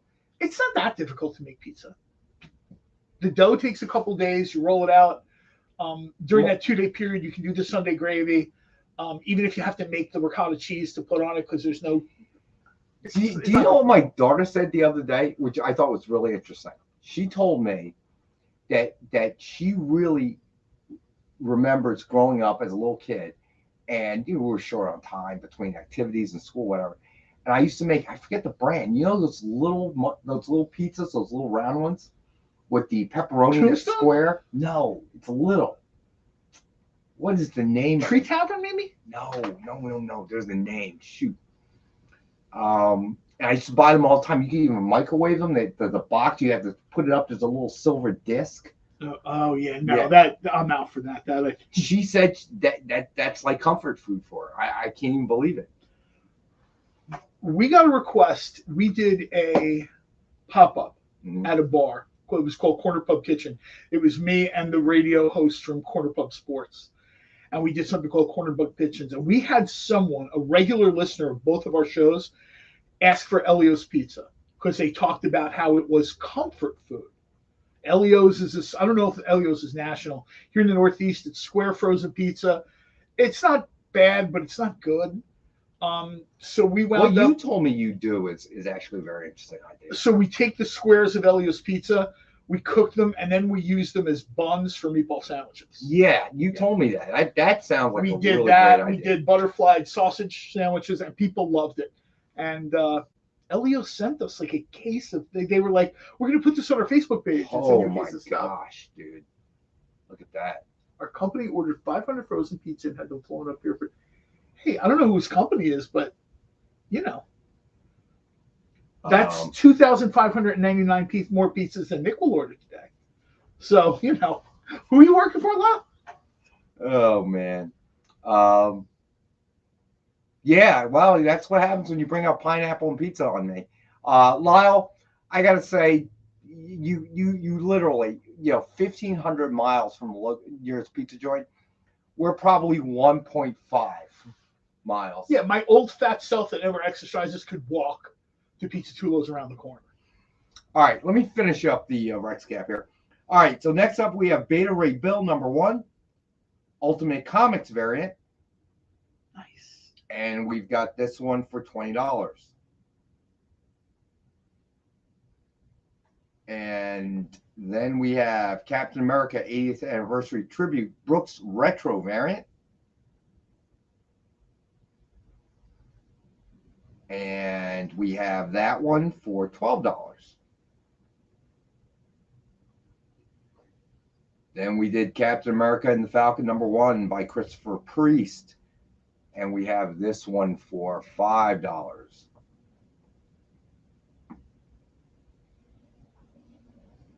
Then we did Damage Control #1 from 1989. And we have this one for $5.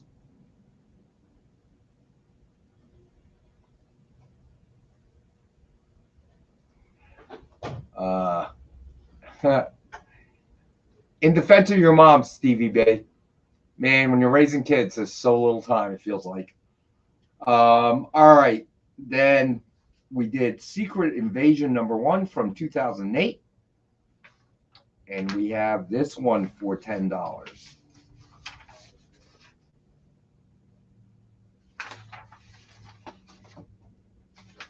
All right, then we did Avengers #37, the Alex Ross Timeless Black Panther Virgin variant. Man, it's amazing what Alex Ross can do. And we've got this one for $10. Then, someone else told me that too. One of the people in my food group shops at a Kroger and talked about that they have these microwave pizzas at Kroger and it reminds her of what she ate in high school. And she's like, I know there's a ton of better pizzas. I can make my own, blah, blah, blah. She's like, she's a big eater. So she's like, I drop $5, get 5 of those, and like a 12-pack of soda, and my weekend is, I'm good. I'm good the whole weekend. Giant bag of chips. I have got to look. I have got to find it out. It's not coming up, man. I'm going to assume we don't hear from Kyle anymore because he's busy creating and formatting the Experience Food Show. We probably make him hungry. Well, this might be barbecue season too. Celeste. Mama Celeste? Yeah, I think that's one. But, yeah, pretty sure.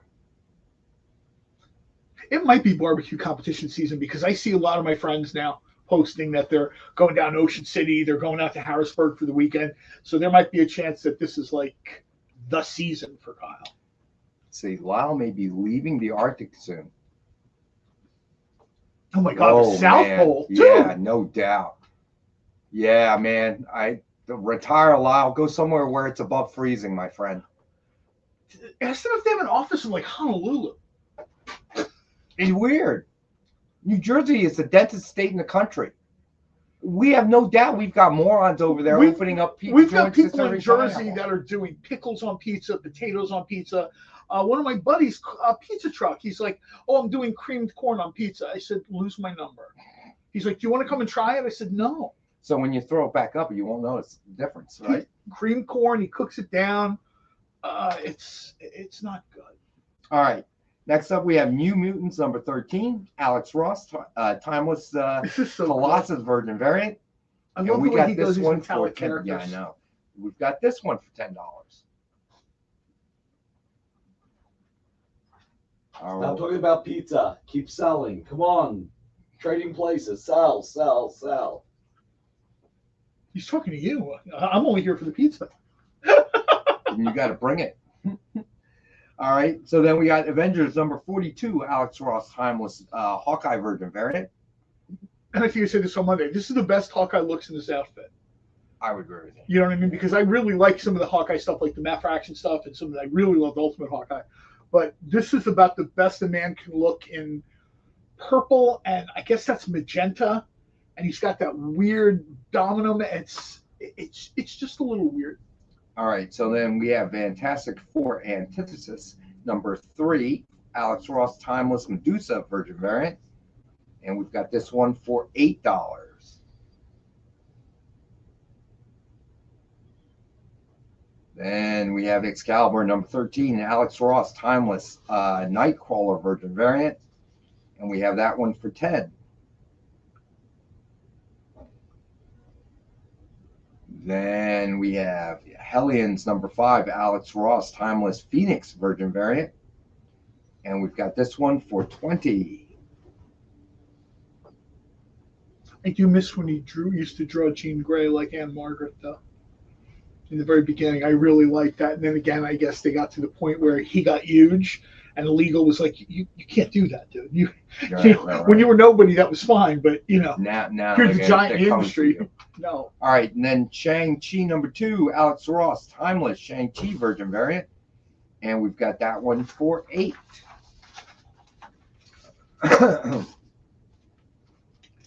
I don't even know you, Big John. Pineapple. All right, then we had Edge of the Spider-Verse #3, 1/100 ratio Ramos Virgin variant, and we've got that one for $90. can't imagine what these are going to be, what they'll be asking for these next year. Yeah, right. I can't imagine you're going to go to shows like Philly Wizard World. Philly Wizard World, I love, but they are so expensive now. The dealers know, like, well, there's no Comic Con in Philadelphia, it's Wizard World, so we have to make our money. Right. And retailers have no trouble asking for double what they'll ask you to show from the week before. It's crazy. All right. So then we have Edge of Spider-Verse number 3, 1:200 ratio variant, our retailer incentive, and it is the Bagley variant, and we've got that one available for $200. Then we did Edge of the Spider-Verse number 3, 1:25 Yagawa variant. And we've got this one for $20. Then we have the Incredible Hulk number 1, 1/100 Gleason Elemental Virgin variant. And we've got that one for $90. I'm almost surprised this isn't in green. Not that I have a problem with this, but given the subject matter, wouldn't you think this would be in green? I would agree with that too. All right. I mean, I know I like everything in green, but in this particular case, yeah, it's, you know what I mean? It seems like, dude, this might have been the one to, All right. Then we have the Incredible Hulk number 1, 1/100 ratio Perez Virgin variant. And we've got that one for $90. This is like the future imperfect sort of. Hulk is probably the major Marvel character that's drawn the most differently by everyone. I mean, we've got insane numbers of interpretations of the Hulk. Even regular Hulk, I'm not talking about the weird timeline stuff or alternate reality stuff, just how Hulk changes from creator to creator. He looks like Solomon Grundy. He looks like Frankenstein. My favorite is like Jim Steranko, where he draws him to look like Steve Reeves, right? The 60s bodybuilder guy. Everybody sort of got their different. All right, then we have the Incredible Hulk number 1, 1:50 ratio. The Trimpy Hidden Gem variant. And we've got that one for $45. Look at the size of the fist in this. That's what I always remember. Trimpy's fists for the Hulk. I always thought that's where they got the idea for those Hulk fist things for kids. The Hulk hands. All right, so then we have Scarlet Witch Annual number 1, 1/100 George Perez Virgin variant. And we've got that available for $70. Then we had Ultimate Invasion number 1, 1/100 Peach Momoko Virgin variant. And we've got that available for $100. Then we've got Ultimate Invasion number 1, 1:25 ratio McGinnis variant. And we've got that available for $20. Then we've got Ultimate Invasion number 1, 1:50 ratio Hitch wraparound black and white variant. And we have that available for $35. This is crazy. Just like I love black and white covers. This is crazy.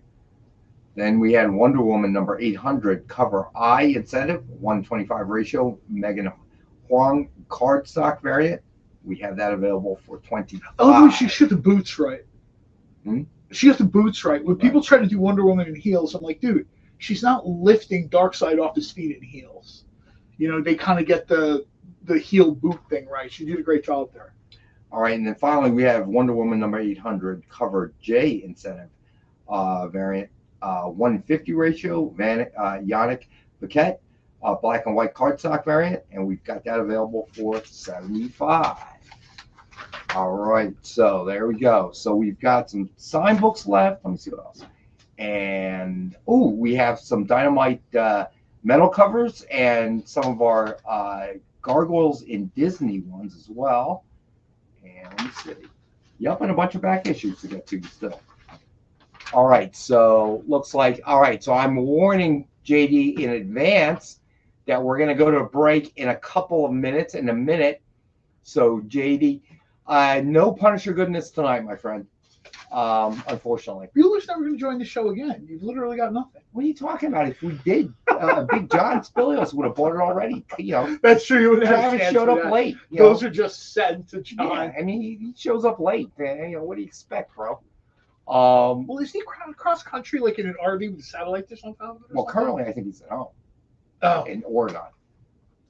But we'll I find love out. that idea. I absolutely love that idea of just being in an RV, cruising around. I love that idea where he was just going. Yeah, then I'm talking to him. He says, I haven't showered in 4 days. Now the idea seems less cool.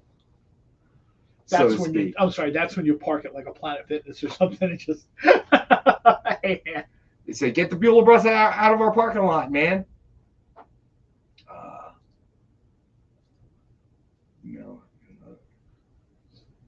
Yeah, that really does sound like what Lyle should be doing. Wow, easy go lucky. Wow, yeah, you know what? We talked a little bit about that on Monday. Did. You know what? Hey, it's a valid point, dude. I know that the Kirby airs have been pushing back a little bit. But what are you gonna do? All right, so JD, take us to break. We'll be back in a couple minutes. We'll finish up the books, and we'll kind of uncover or kind of uncap on what Easy Go Lucky's talking about. All right. Join the party. Head over to our link tree to find all the links for everywhere the experience is all the time.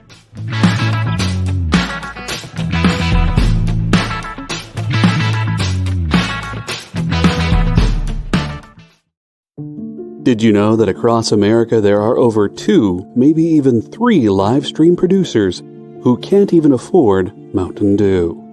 Take Brian here. Brian has gone 2 weeks without a sip of Red Bull. If it goes on much longer, he may take a shower and get a real job. Situations like this are as tragic as they are preventable. Join the experience on YouTube and gain access to special emojis and members-only streams. For less than a cup of coffee, you can keep socially awkward hermit people working from their parents' basements where they belong. Scan the QR code on the screen to join. You'll be glad you did.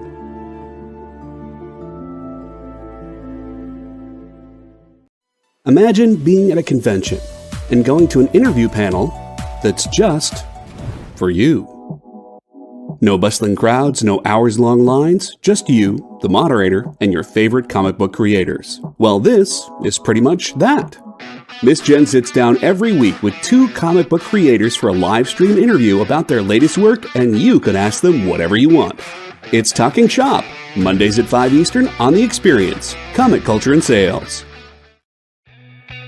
Programming on the EXP is made possible by viewers like you, or your local comic shop, or that Kickstarter you backed, or the publisher you like, or comic industry professionals who want to share a message with the world. Really, anyone who wants to advertise with us can. If you're interested in seeing a product you know and love, or are creating, or are publishing, or are involved with, advertised here on The Experience, and having your message shared with our viewers, please reach out by scanning the QR code below or visiting our website and using the contact form.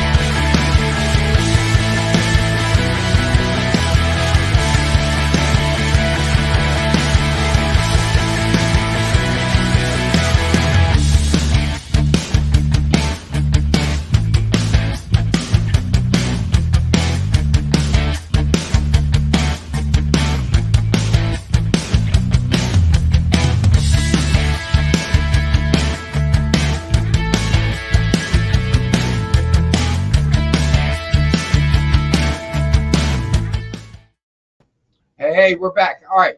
We still got a ton of books, so I'm going to blow through those. I do want to talk about what Easy Go Lucky brought up. And we still have to do the giveaway. If you joined us late, that little piece of paper, a little post-it note you see there, that was done by Amy. And that is the giveaway of the night. To join the drawing, hashtag Amy Catwoman, and you'll automatically be in the drawing. Oh, John's going to do a little van away here. It's really cool. I like this.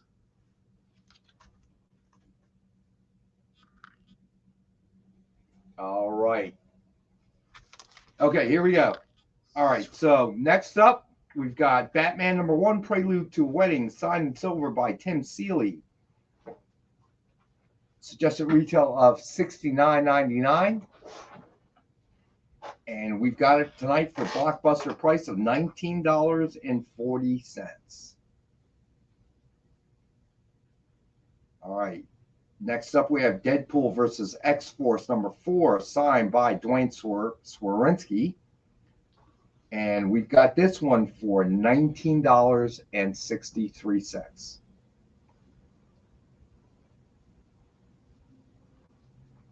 All right, then we did Batman #99, Joker War, signed by James Tynion IV. Suggested retail $49.99, and it is number 15 edition signed, and we've got the one for $27.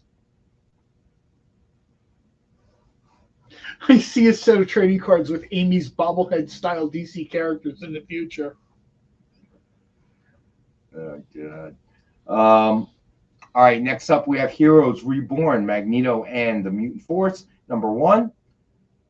Spoiler variant signed by Bernard Chang. Very tough signature to get. Yeah. And we have this one for $49.99.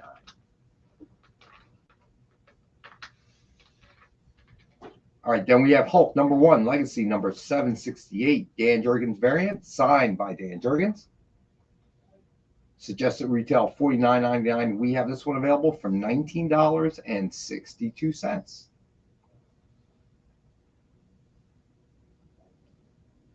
All right, then we have next up Gwar Orgasmageddon #1, signed by the Gwar team.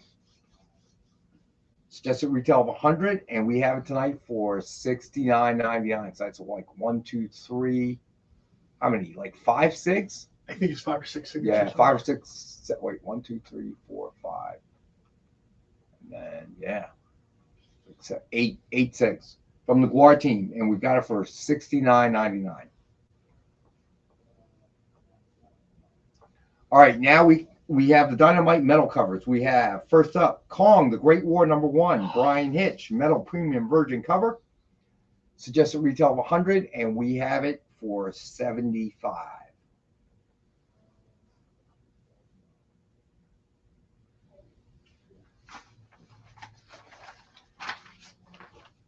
All right, next up we have... It's a really good book, too. Yeah. I mean, I know I waited a long time and whatever, but it is a really, really good book. All right, so next up we have Gargoyles #4, David Nakayama, metal premium virgin cover. And we have this one for $100. Right now, this is a guy that can pretty much draw anything and get it over and make it really good. Like, it doesn't matter what he draws. Like, everything you see him do is just... Right. He decides to do a cover with, like, Spider-Gwen. And the next thing I know, I see people are on eBay bidding like $300, $325. I'm like, this thing came out last month. All right. So next up, we have Disney Villains Maleficent #2, Jay Lee metal premium virgin cover, and we have this one for $100.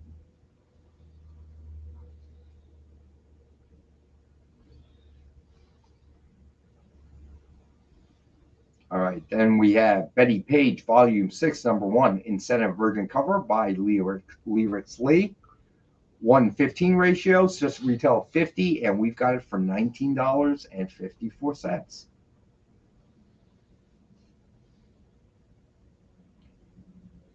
All right, then we got Betty Page, #1, Incentive Virgin cover by Rebecca Puebla. 1:20 ratio. And we have this one for $19.54. She loves doing Betty. She talks about that. She's on social media more than I am. Her handle is Subversive Girl on a bunch of the stuff. And she talked about how much she enjoyed doing like historical figures, right. Betty Page type stuff. And she's like, it's like the match between this, is like a real person, right? And you kind of want to have it be a current, fresh art style, but you also have to kind of, her comment was, and I don't think she was being overly negative, but her comment was some creators kind of forget, like, oh, this is my take on Betty. You can have a take on a fictional character. Your take on someone who actually lived is, right. You know what I mean? I mean, there's literally thousands of photographs of, of this person. Right. All right, next up we have Secret Invasion Frontline number 5 from 2009. And we got this one for $5. This will be where this early part of the summer goes.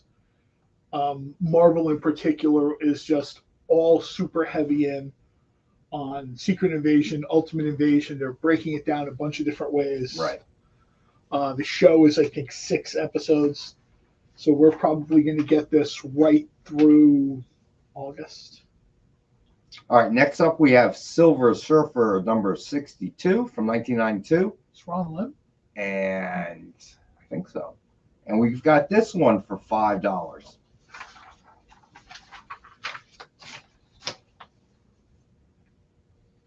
All right, then next up we have Superman number 75, Death of Superman from 1993. And we've got this one for $10. All right, and this one is Steel, this next one. This is the book that people used, I remember, almost like currency. I remember going to trade shows, and instead of bringing money, someone would bring like a stack of these, and they were using. Right. And then very quickly, everybody realized everybody had a stack of them, and everybody was using them as currency. So after a while, dealers would be like, cash only, no, I'm not interested in trading. Cash is God. Yeah. All right, then we have Tarzan number 1 from Marvel from 1977. And we got this one for $8, people. So if you are a Tarzan collector, you want this one. I'm trying to see that. Is that John Buscema? I can't see who the artist is in very well. All right. Then next up we have Venom number 32, Legacy number 197. It's the Alien variant.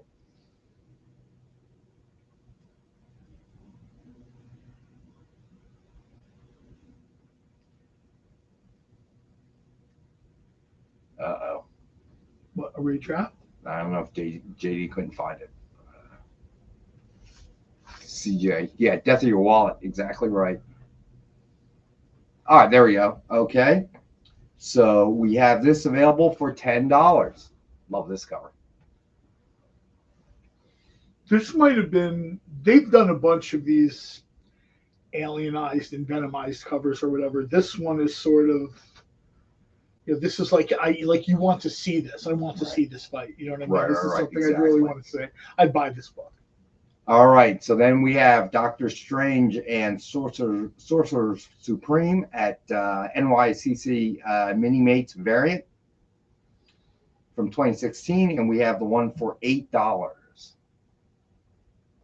I love these con variants and stuff because they're just, what I mean? This is a Lego variant. They're limited. It's almost like a Lego variant or whatever. It's just, these were really, really neat. All right, then we have Godzilla Monsters and Protectors number 1, the movie variant, and we have this one for $5. I remember I had to stop at a couple of places to find the black and white one. Like I had to make calls and be like, hey, I really don't want to. I don't want to have to. Yeah, I mean, I was just like, I really don't want to have to. Plus, as I got older, cons became more about hanging out with my friends, the experience, dinner afterwards. Going to panels, they became much less like I didn't want to have to bring a second suitcase just for stuff. I got you. All right, so then we have the New Avengers, Illuminati number 1, and we have this one for $8.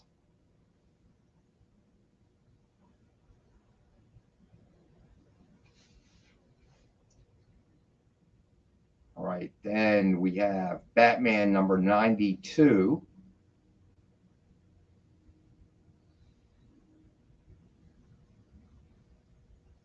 All right, there you go. And is the Art Germ variant cover. And we have this one available for $5.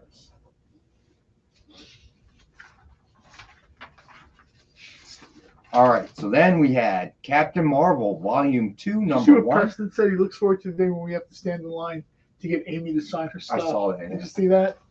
That would be pretty cool. All right, so Captain Marvel Volume 2, number 1.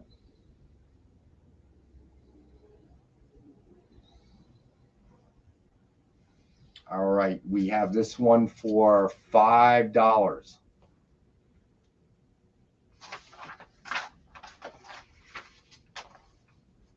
Then we did Miss Marvel number 2, Legacy number 59.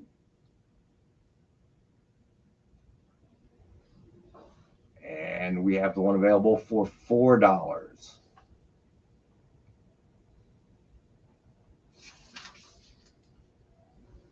Then we have Avengers number 227 from 1982. Oh, Monica Rambeau joins the Avengers. And we have this one for $15.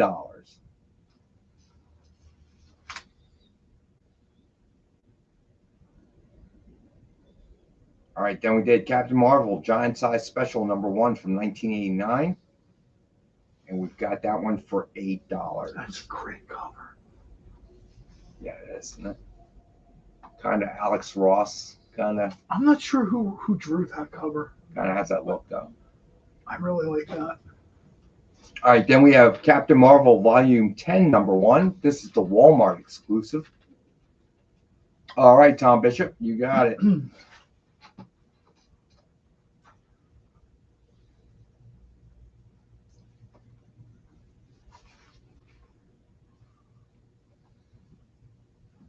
All right, this one also very cool.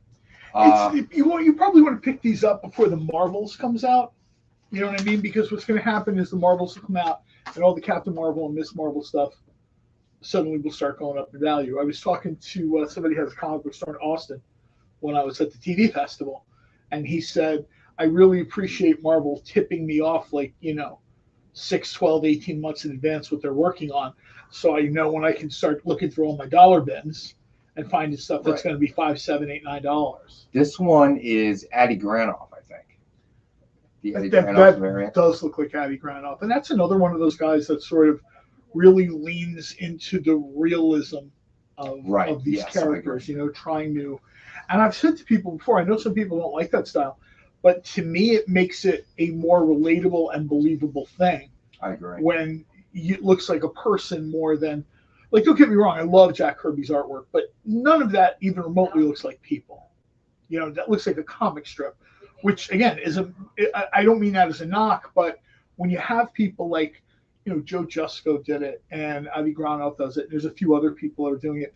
When you sort of really put like a face on them, it's, for me, that works really well. All right, and then we have Captain Marvel Volume 10, number 26, the Masterworks variant. And we've got this one for $6.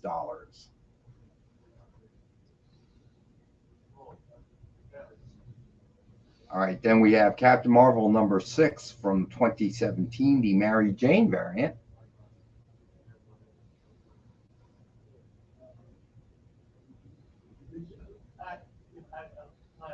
And we have this one for $5.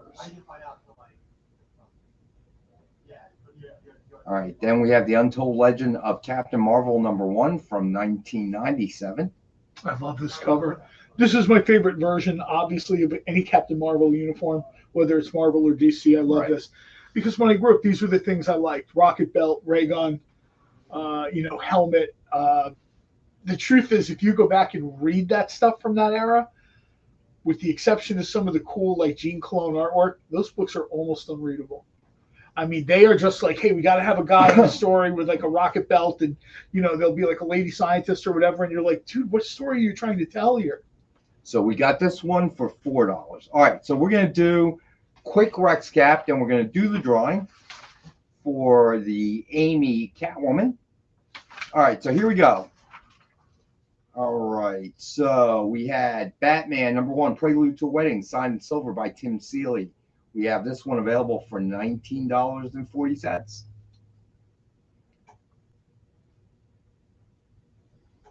All right, so then we had Deadpool versus X-Force number 4, signed by Dwayne Swarinski.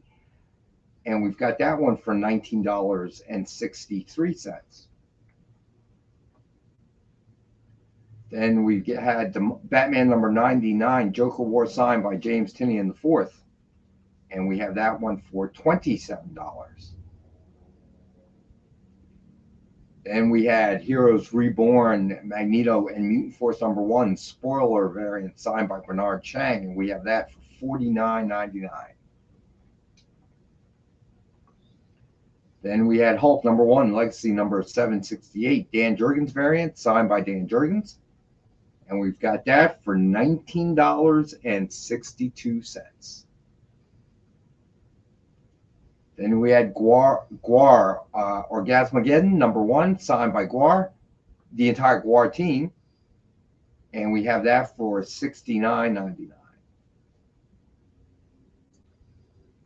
Then we did Kong the Great War #1, Brian Hitch, metal premium version cover. And we've got that one for $75.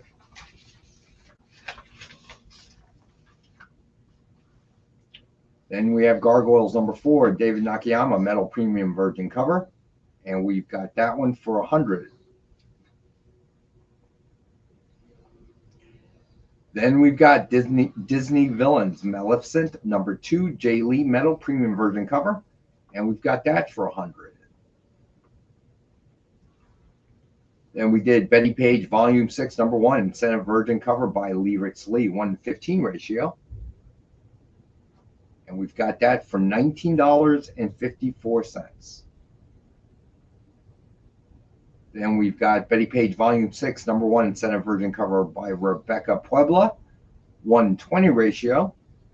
And we have that for $19.54.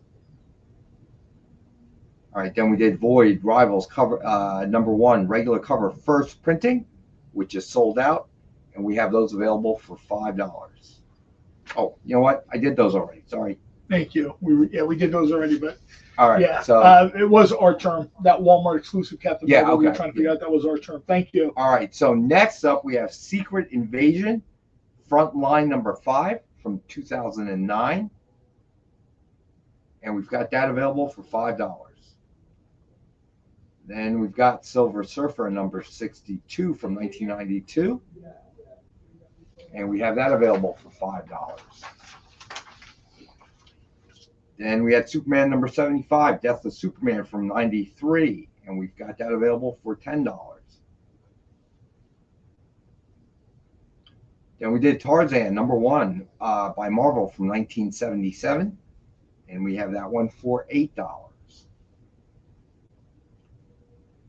Then we did Venom #32, Legacy #197, Alien variant. And we have that one available for $10. Then we had Doctor Strange and Sorcerer Supreme #1, New York Comic Con Mini Mates variant from 2016, and we have that available for $8. Then we had Godzilla Monsters and Protectors #1 movie variant, and we have that available for $5. And we had New Avengers Illuminati #1, and we have that available for $8. All right, so then we went. I'm going to jump to Batman #92, Art Germ variant cover, and we have that available for $5. Then we did Captain Marvel Volume 2 #1. We've got that for $5. Can't get no cheaper than that, people. All right, so then we did Miss Marvel #2, Legacy #59. We've got that one for $4. Then we did Captain Marvel Giant Size Special #1 from 1989. And we have that one available for $8.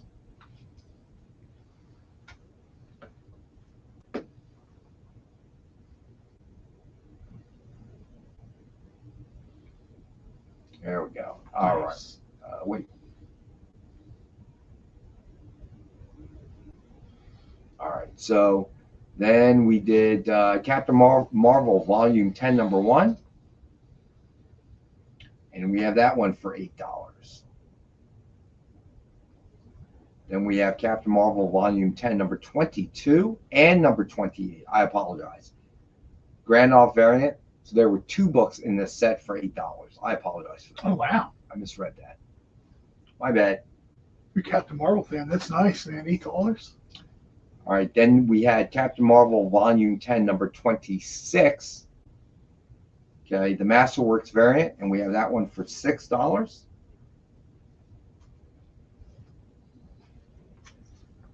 Then we had Captain Marvel number 6 from 2017, the Mary Jane variant. We've got that one for $5. Then we have the Untold Legend of Captain Marvel number 1 from 1997, and we have that one available for $4. And I think that is it. All right, so now let me write down the Amy Catwoman. All right. JD? Thank you, Stevie B. E.F. Hutton. All right. Spin that wheel, buddy. Good luck, everybody. There's an old man joke, Stevie B. E.F. Hutton. Easy go lucky. Easy go lucky. Congratulations. I want to say, everybody, huge thank you and props to Amy, because this is her first piece of artwork ever showcased. And the fact that she wants to do a new one to personalize it. Mr. Easy Go Lucky, when you hit the submission form, make sure you tell Amy she wants to personalize it. So who to personalize it to. Right. So, Matt268, what's up, buddy? All right, so Easy willed it. By the way, if we get everybody, promote next Wednesday's show. If we get 25 people in the room, we will give everyone who claims something a Marvel or DC incentive cover, and the person can decide if they want Marvel or DC or Dynamite. Wait, Marvel, DC or Dynamite. Incentive cover. So get us 25 people in the room. It was a slow night tonight. I know John and Rex talking about pizza. It took some people off the ball. You're blaming the pizza? Seriously? No, dude. I got an email from one of the fans. Forward it to me. I will. I definitely want to see it. I will. Okay? Because if you like pineapple on pizza, it's okay. You don't have to watch the show. It's all right. Oh, my God. All right. So more artwork from Amy coming next Wednesday. No. What? She didn't say that.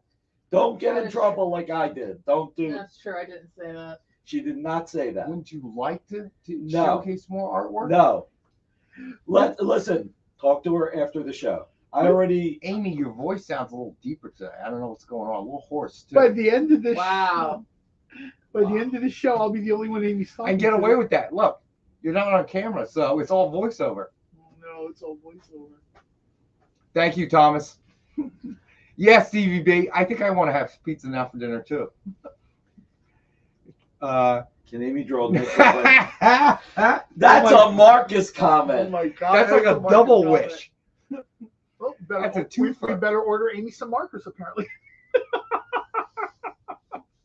If I gotta do a project like that, I'm gonna have to ask Ken to give me lessons. I don't think you need lessons. I think. I could always use art lessons. Well, first of all, that's a good thing to say, because as an artist, you only grow if you feel like the next thing you do is better than the last thing you did. And going with Ken Hazer, you're going with one. Yeah. Yeah, you're. Yeah. But the fact that she thinks that way proves that she's a good artist. Oh, I agree. Well, I think that applies to anything. Yeah. You know, no matter whether it's art or whatever. I think that's a good. But the other thing is that shade of red. Yes, stuff. CJ. It's Comcast's fault that pineapple was ever put on pizza. Oh my God. I can never, ever. I can always find enough to blame Comcast for with their lousy internet. You know, guys, I'm not a professional. You know that. Like, I do this for fun. Yeah, well. And John is not a hair club for men. I do this for fun, so I don't. All right. But no, thank you to Amy for bringing that in. That was actually it's quite good. So you got to figure it out. It wasn't my idea, but so you guys seem to really like it. So again, that's why I'll make a new one, a custom one. Easy go lucky. Let us know, because Amy is going to obviously sign maybe the board or something, right? But personalize it to if you want to personalize to you, Easy. Let us know. If you want somebody else, can do that too. But let us know. All right, just click the submission form, send it in, let us know what you want us to do. All right, buddy? Great show. All right, so, hey, JD, what's up next? Up next, we got 3T, Talking Treats Trivia, which is Chuck Pinot interviews a comic creator, and then they have trivia to give away some prizes. Awesome. Hey, Stevie B brings up a great point. Amy. Marcus said sign it to Cornelius. Amy. Hey, we're going to give you a blank. Yeah, because we saw your art before we saw Robbie's. Because I sent Robbie those blanks like weeks ago, dude. Weeks ago. And he says, oh, I'm working on it. You look on Facebook? It would be awesome if Amy came up with something for Monday's show and we could embarrass Robbie. Like, Robbie. Maybe the Catwoman will be ready. I'm just saying, Robbie, I sent like 2 blanks 2 months ago at this point. You got lost in the I do admit. No, he confirmed that he received it, Nick. Challenge. Thanks everybody for joining us. We hope you had a great time. Thank you, JD, for pushing the buttons. Thank you, JD. As always, we have a great time. So. Friday. Oh, Friday. 7 o'clock. We'll be talking about John Romita Sr. on Friday. So that's Nick's original art show, 7 p.m. Eastern time here on the XP. So make sure you tune in. Kind of a homage show, I guess. Or? Yeah, honoring John Romita Sr. Obviously, very sad that. I mean, it's not. But hey, tune in. Nick's got some great stories. Obviously, he knows the best way to remember someone, right? Like, he knows the Romita family, for years. So I'm sure he'll have some really interesting stories to kind of honor the memory of John Romita Sr. So thanks again, everybody, for tuning in. Congratulations, we will catch you guys again next to Monday. Lucky. Robbie and I will be on PCP at noontime Eastern for the topic of the day. All right, so be safe. Peace. Do you remember what it was like when you were a little kid and you got a letter in the mail? Now imagine that letter was filled with information about your favorite shows, pop culture questions, links to things you're going to want to see later, and even sneak peeks at upcoming programming here on The Experience. That's what the EXP mailing list is. Every week, we send you sneak peeks, information, and all of the relevant links for all of the shows you want to see. Sign up now on our website or scan the QR code that's on your screen right now.